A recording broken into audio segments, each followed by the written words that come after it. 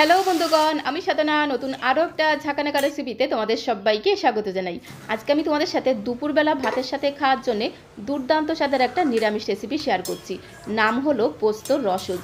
যেমন নাম তার তেমন স্বাদ। খেতে এতটাই টেস্টি হয় যে এই একটা পদ দিয়েই কিন্তু সবটুকু ভাতে নিমেষেই খাওয়া হয়ে যাবে। খেতে অসাধারণ টেস্টি হয়, আর একবার বানিয়ে খেলে বারবার বানিয়ে খাবে, এটা আমি গ্যারান্টি দিয়ে বলতে পারি। তো রেসিপিটি বানানোর জন্য এখানে আমি 1 কাপ ছোলার ডাল মানে 100 গ্রাম ছোলার ডালকে আগের দিন রাতে জলের মধ্যে ভিজিয়ে রেখেছিলাম। মিনিমাম এই ছোলার ডালটাকে 5 থেকে 6 ঘন্টা আগে জলের মধ্যে ভিজিয়ে রাখতে হবে, তাহলে এই ছোলার ডালটা একটু নরম হয়ে যাবে, বেটে নিতে সুবিধা হবে। তো ছোলার ডালটাকে 2-3 বার খুব ভালো করে জল দিয়ে ধুয়ে নিয়েছি, আর ডালটা সারা রাত যেহেতু ভেজানো ছিল বেশ অনেকটাই কিন্তু নরম হয়ে গেছে।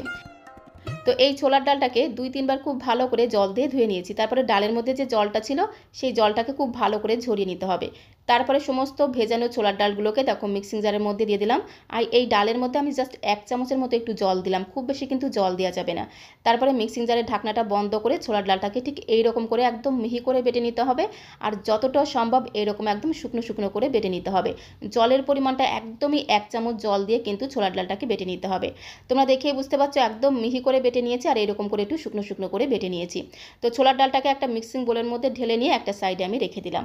আর এখানে ছোট্ট একটা বাটির মধ্যে আমি মাঝারি সাইজের যে চামচগুলো হয় সেই চামচের 2.5 চামচ দিয়ে দেবো পোস্ত। যেহেতু আজকের রেসিপির নাম পোস্তর রসজ, তার জন্য পোস্ত তো অবশ্যই লাগবে। তো এখানে আমি 2.5 চামচ দিয়ে দিলাম পোস্ত। আজকের রেসিপিটি খাওয়ার পরে তোমরা বারবার এই রেসিপিটা বানাবে, এটা আমি গ্যারান্টি দিয়ে বলতে পারি। তো এই পোস্তটাকে আমি শিলের মধ্যে দিয়ে বেটে নেব, সামান্য পরিমাণে জল দিয়ে পোস্তটাকে একদম মিহি করে বেটে নেব। শিলে বাটা পোস্তর স্বাদ কিন্তু দুর্দান্ত হয়, তার জন্য আমি পোস্তটাকে শিলের মধ্যে দিয়েই দেখো বেটে নিলাম, একদম মিহি করে বেটে নিলাম। এখন এই পোস্ত বাটাটাকে একটা ছোট্ট বাটির মধ্যে আমি তুলে নেব। তারপরে শিলের মধ্যে যেটুকু লেগে থাকবে খুব ভালো করে জল দিয়ে ধুয়ে শিল ধোয়া জলটাকেও নিয়ে নেব, এতে টেস্ট কিন্তু দ্বিগুণ বেড়ে যায়। এটা কিন্তু আমার মায়ের কথা। তো দেখো শিলটাকে বেশ একটু ধুয়ে শিল ধোয়া জলটাও নিয়ে নিলাম। তো পোস্তটাকে খুব সুন্দর করে বেটে একটা সাইডে আমি রেখে দিলাম। আর এদিকে মিক্সিং বোলের মধ্যে যে ডাল বাটাটা রেখেছিলাম তার মধ্যে এখন সামান্য কিছু উপকরণ আমি মেশাবো। স্বাদ মতো দিয়ে দিলাম একটু লবণ, তারপরে সামান্য পরিমাণে দিয়ে দিলাম একটু কালো জিরে। আর এখানে আমি আদা কাঁচা লঙ্কা একসাথে বেটে নিয়েছি, 1/2 ইঞ্চির থেকেও কম আদা আর 2টো কাঁচা লঙ্কাকে একসাথে বেটে দিয়ে দিলাম। আদার পরিমাণটা কিন্তু বেশি দেবে না, একদম অল্প পরিমাণে আদা সাথে 2টো কাঁচা লঙ্কা একসাথে বেটে দিয়ে দিলাম। তারপরে সমস্ত কিছুকে এই মুগ ডালের পেস্টের সাথে খুব সুন্দর করে এইভাবে ফেটিয়ে নিতে হবে। আর এই ফ্যাটানোর কাজটা যত ভালোভাবে করবে ডালের বড়াগুলো কিন্তু ততটাই নরম তুলতুলে সফট তৈরি হবে। পোস্তর রসজ এই রেসিপিতে ডালের বড়াগুলো যতটা সফট আর নরম তুলতুলে তৈরি হবে ততটাই কিন্তু খেতে দারুণ টেস্টি হবে। তো মোটামুটি 2 থেকে 3 মিনিট সময় ধরে খুব ভালো করে দেখো ডালের পেস্টটাকে আমি ফেটিয়ে নিয়েছি। ডালের এই পেস্টটা পারফেক্টভাবে ফেটানো হয়েছে কিনা সেটা পরীক্ষা করার জন্য একটা ছোট্ট বাটির মধ্যে একটু জল নিতে হবে। তো তার জন্য একটা ছোট্ট বাটির মধ্যে আমি একটু জল নিয়েছি, জলের মধ্যে এইরকম করে একটু ডালের মিশ্রণ এইভাবে ছেড়ে দেবো। যদি ডালের এই মিশ্রণটা বড়ার মতো করে এইভাবে জলের উপরে ভেসে ওঠে তখনই বুঝে নিতে হবে যে এই ডালের পেস্টটা একদম পারফেক্টভাবে ফেটানো হয়ে গেছে। তো তোমরা তো দেখেই বুঝতে পারছো কত সুন্দর দেখো ডালের মিশ্রণটা জলের উপরে ভেসে উঠেছিল। তো ফেটানোটা একদম পারফেক্ট হয়েছে, তার জন্য এখন আমি বড়াগুলোকে ভেজে নেব। তো বড়াগুলো ভাজার জন্য চলে আসলাম কড়াইয়ের কাছে, গ্যাসের ফ্লেমটা অন করে দিয়ে একটা কড়াইতে বেশ কিছুটা দিয়ে দিলাম আমি সাদা তেল। বড়াগুলোকে আমি সাদা তেলে ভাজছি, তবে তোমরা চাইলে কিন্তু সর্ষের তেলেও ভাজতে পারো। রান্নাটা কিন্তু আমি সর্ষের তেলে করব, তবে বড়াগুলোকে আমি সাদা তেলেই ভেজে নেব। তেলটা যখন একটু গরম হয়ে যাবে এইভাবে অল্প অল্প করে মিশ্রণ হাতের মধ্যে নিয়ে বড়ার আকারে এইভাবে একটু ফাঁকা ফাঁকা করে দিতে হবে যাতে একটার গায়ে একটা না লেগে যায়। আর বড়াগুলো তেলের মধ্যে দেওয়ার সাথে সাথেই দেখবে বড়াগুলো কিন্তু একদম তেলের উপরে ভেসে উঠবে। এর একটাই কারণ, ফ্যাটানোর কাজটা ভালোভাবে করতে হবে, মানে ডালের পেস্টটাকে খুব ভালো করে মেখে নিতে হবে, তবেই কিন্তু বড়াগুলো একদম পারফেক্ট তৈরি হবে। গ্যাসের ফ্লেমটা মিডিয়াম টু লোতে রেখেছিলাম, যখন একটা পিঠ ভাজা হয়ে যাবে তখন বাকি পিঠগুলোকে এইভাবে উল্টে পাল্টে বড়াগুলোকে একটু হালকা লালচে করে ভেজে নেব।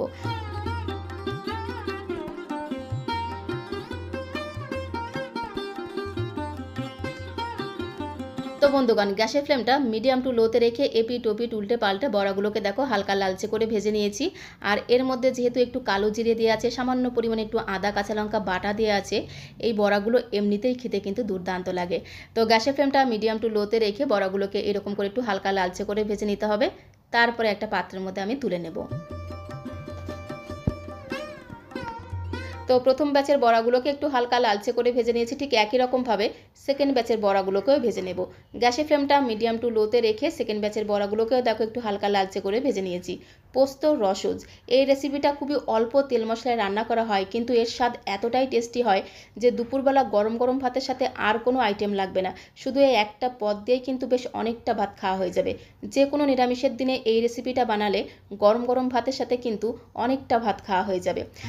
আর এদিকে দেখো, যে বাটির মধ্যে আমি ছোলার ডালটাকে ফেটিয়েছিলাম সেখান থেকে হাফ চামচ ফেটানো ছোলার ডাল বাটির মধ্যে রেখে দিয়েছিলাম। তার মধ্যে আমি হাফ চামচ দিয়ে দিলাম ময়দা আর 1 চামচ দিয়ে দিলাম গুঁড়ো দুধ।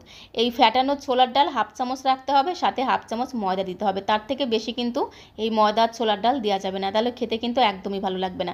হাফ করে দিলেই কিন্তু যথেষ্ট। আর 1 চামচ দিয়ে দিতে হবে গুঁড়ো দুধ। 1 চামচ গুঁড়ো দুধ দেওয়ার কারণে এই রান্নার টেস্ট দ্বিগুণ বেড়ে যাবে।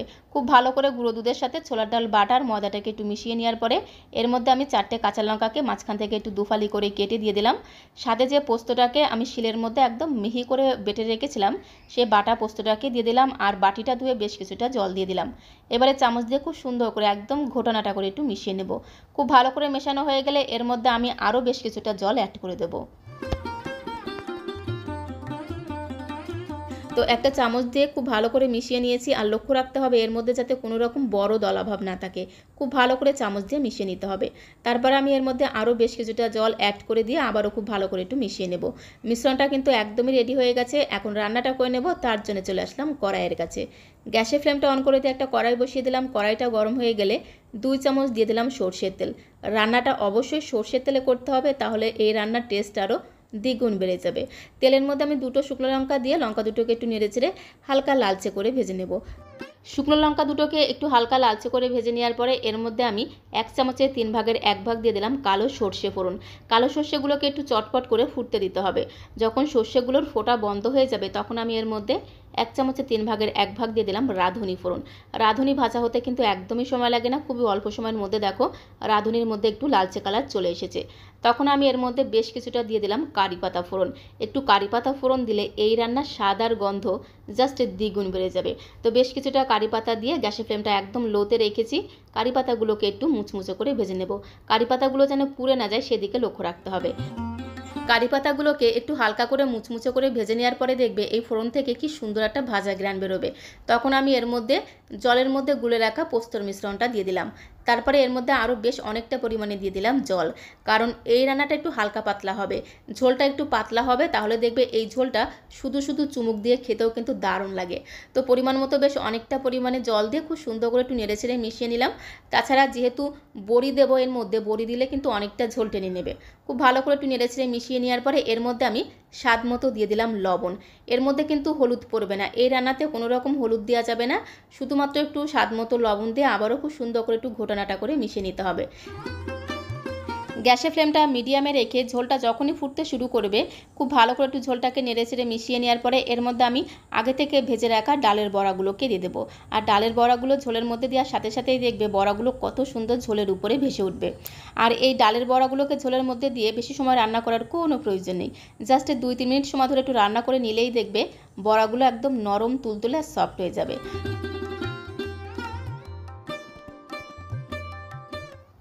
তো বড়াগুলোকে ঝোলের মধ্যে দিয়ে খুব ভালো করে একটু ঘোটানাটা করে মিশিয়ে নিয়েছি। আর এই সময় একটু চেক করে দেখতে পারো নুনের পরিমাণটা ঠিকঠাক আছে কিনা। তারপরে আবারও ধামাচাপা দিতে হবে, মানে ঢাকনাটা বন্ধ করে গ্যাসের ফ্লেমটা মিডিয়ামে রেখে আরও 2-3 মিনিট সময় ধরে রান্নাটা করে নিতে হবে। তো এখন আমি তোমাদের আরও 2-3 মিনিট পরে ঢাকনাটা খুলে দেখাচ্ছি। বড়াগুলো দেখো একদম ফুলে ডবল হয়ে গেছে, কারণ বড়ার মধ্যে ঝোলটা খুব সুন্দরভাবে ঢুকে গেছে, যার কারণে এই বড়াগুলো কিন্তু একদম নরম তুলতুলে সফট তৈরি হবে। তো সেটা আমি তোমাদের ভেঙে দেখিয়ে দেবো। আর এই রান্নার মধ্যে একটু কারি পাতা দেওয়ার কারণে এই রান্নার স্বাদ আর গন্ধ দ্বিগুণ বেড়ে যাবে। রেসিপিটা একবার তোমরা বাড়িতে না বানিয়ে খেলে বিশ্বাসই করবে না যে এই রান্নার টেস্ট কি সুন্দর হয়। তো এর মধ্যে আমি হাফ ইঞ্চির থেকে একটু কম দিয়ে দিলাম আদা বাটা। আদা বাটাটা এই সময় দিতে হবে, নামানোর 1 মিনিট আগে আদা বাটা দিয়ে দিলাম। আর হাফ চামচ দিয়ে দিলাম চিনি। যেহেতু নিরামিষ রান্না একটু চিনি দিলে স্বাদের ব্যালেন্সটা ঠিকঠাক থাকবে, খেতেও কিন্তু দারুণ লাগবে। তো আদা বাটা আর চিনিটাকে দিয়ে একটু নেড়েচেড়ে মিশিয়ে নিয়ে ঢাকনাটা বন্ধ করে জাস্ট 1 মিনিট সময় ধরে একটু রান্না করে নিতে হবে। গ্যাসের ফ্লেমটা মিডিয়াম টু হাইতে রেখে ঢাকনাটা বন্ধ করে 1 মিনিট সময় ধরে রান্না করে নিয়েছি। গ্যাসের ফ্লেমটা বন্ধ করে দিলাম। আর পোস্তর রসজ কিন্তু একদমই রেডি হয়ে গেছে। এইরকম একটু ঝোল ঝোল রান্না হয়, খেতে কিন্তু দারুণ লাগে। একদমই হালকা পাতলা ভীষণ টেস্টি একটা রেসিপি। এই ঝোলটা কিন্তু এমনি এমনি চুমুক দিয়ে খেতেও কিন্তু দারুণ লাগে। গ্যাসের ফ্লেমটা বন্ধ করে দিলাম। এখন একটা পাত্রের মধ্যে আমি সার্ভ করে দেবো।